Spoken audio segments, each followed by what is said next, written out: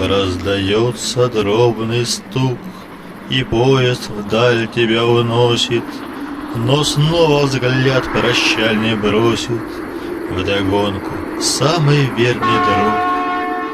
И побредет он не спеша чередой заснеженных проулков, но отдаваясь ритмом гулким, с тобой летит его душа.